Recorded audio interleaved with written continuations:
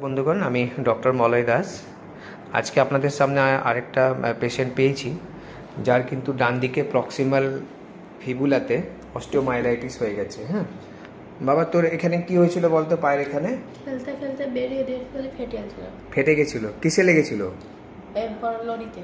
লরিতে। বেশ, কতদিন আগে হয়েছিল? 3 মাস। 3 মাস আগে। 4 মাস হলো। বেশ, তারপরে আপনারা কোথায় দেখিয়েছিলেন একে? আমরা দেখেছিলাম নরহাটিতে। বেশ, ঠিক আছে। তা দেখবেন যে এমআরআই করা হয়েছে। রামপুরহাটে দেখেছি। তারপর আপনাদের হাতে। ঠিক আছে, এমআরআই রিপোর্টে দেখা যাচ্ছে। তা আপনাদেরকে দেখাচ্ছি। এক্সরেগুলো এইভাবে দেখা যাচ্ছে। এখানে দেখুন অস্টিওমাইলাইটিস ডেভেলপ করছে। দেখতে পাচ্ছেন যে আপনি ফিবুলার হেডেতে, এখানে প্রক্সিমাল এন্ডেতে। ঠিক আছে, আমরা মেডিসিন তো আপনি 2 সপ্তাহ হলেও দিয়েছি।